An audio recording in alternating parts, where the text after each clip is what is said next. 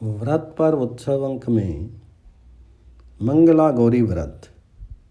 श्रावण मास के मंगलवार, श्रावण मास में जितने भी मंगलवार आए उन दिनों ये व्रत करके मंगला गौरी का पूजन करना चाहिए।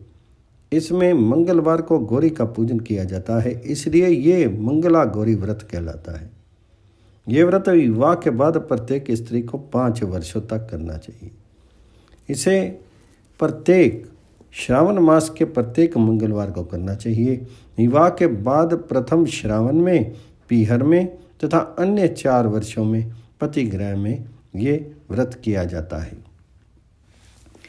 इसका विधान ये है, प्रातःकाल स्नान आदि नित्य कर्मों से निवृत्त होकर के नवीन शुद्ध वस्त्र पहन करके, रोली का तिलक करके, पूर्व की ओर मुख और या उत्तर की ओर मुख होकर के पवित्र आसन पर बैठ करके इस प्रकार के से संकल्प करना चाहिए।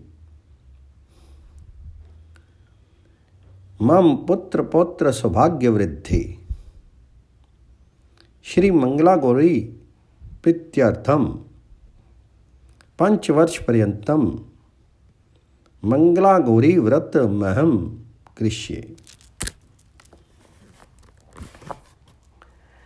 ऐसा संकल्प करके एक शुद्ध एवं पवित्र आसन, पाटा आदि पर भगवती मंगला गौरी की मूर्ति की प्रतिष्ठा करनी चाहिए।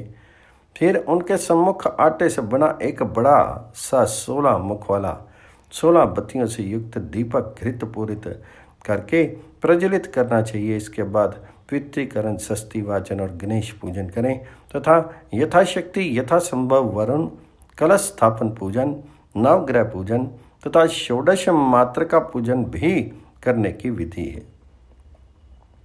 इसके बाद श्री मंगला गौरी नमः इस नाम मंत्र से मंगला गौरी का षोडशोपचार पूजन करना चाहिए।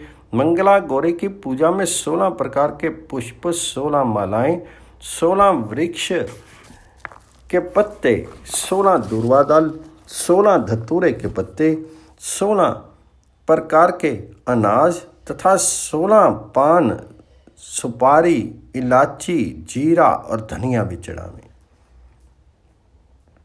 मंगला गौरी के ध्यान का मंत्र इस प्रकार है। कुमकुम अग्रु लिप्तांगाम सर्वभरण भूषिताम नीलकंठ प्रियाम गौरीम वंदे अहम मंगलाह्यम। क्षमा प्रार्थना तथा प्रणाम के अनंतर मंगला गौरी को विशेष अर्घ्य प्रदान करना चाहिए। व्रत करने वाली स्त्री तांबे के पात्र में जल, गंध, अक्षत, पुष्प, फल, दक्षिणा और नारियल रख करके तांबे के पात्र को दाहिने हाथ में लेकर के फिर मंत्र का उच्चारण करके विशेष अर्घ्य दे।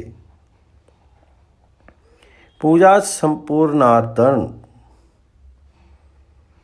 तो गंध पुष्प अक्षते सह विशेषाध्यम मया दतो मम सौभाग्य हेत्वे श्री मंगला गौरी नमः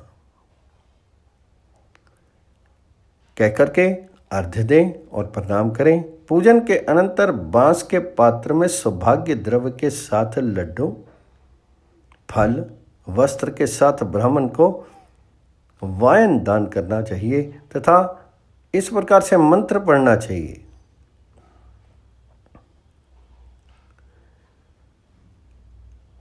अन्न कंच की संयुक्तम सवस्त्र फल दक्षिणम वायनम गौरी विप्राये ददामि प्रीते तवा सौभाग्य आरोग्य कामनाम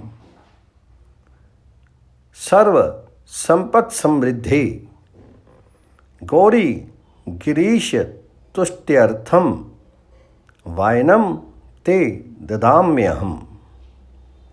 इसके बाद व्रत करती को अपनी सास जी के चरण स्पर्श करके उन्हें 16 लड्डुओं का वायन देना चाहिए। फिर 16 मुख वाले दीपक से आरती करें, रात्रि जागरण करें एवं प्रातःकाल किसी तालाब या नदी में गौरी का विसर्जन कर दें। इस व्रत की कथा इस प्रकार है। कुंडिन नगर में धर्मपाल नामक एक धनी सेठ रहता था। उसकी पत्नी सती साध्वी एवं पतिव्रता थी, परंतु उनके कोई पुत्र नहीं था। सब प्रकार के सुखों से समृद्ध होते हुए भी वे दंपति बड़े दुखी रहा करते थे।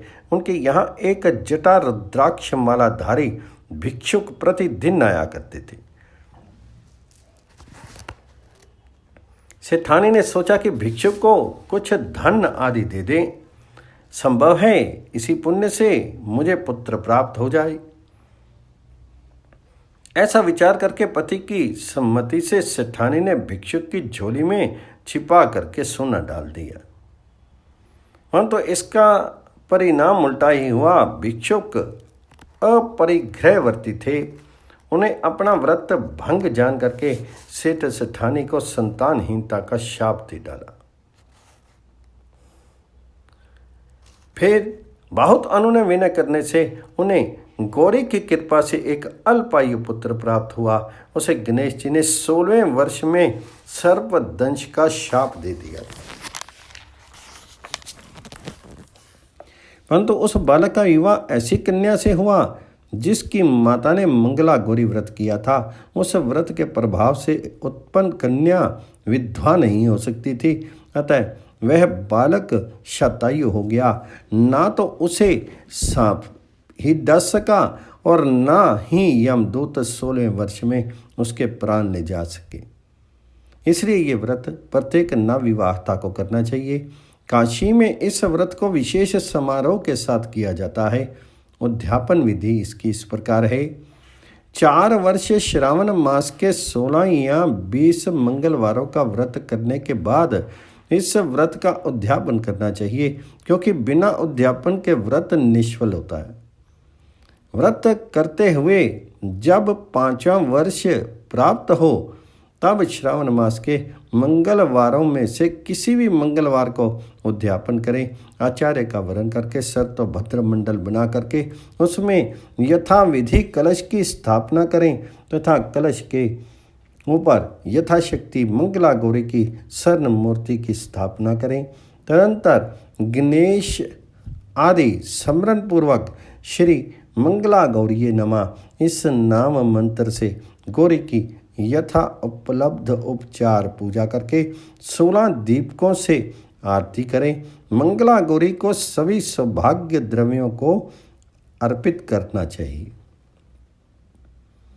दूसरे दिन यथासंभव हवन करवावें और 16 सपत्नीक ब्राह्मणों को पायस आदि का भोजन करा करके संतुष्ट करें। उत्तम वस्त्र तथा सौभाग्य पिटारी का दक्षिणा के साथ दान करें। इसी प्रकार अपने सास जी के चरण स्पर्श करके उन्हें भी चांदी के एक बर्तन में 16 लड्डू, आभूषण, वस्त्र तथा सुहाज पिटारी दे।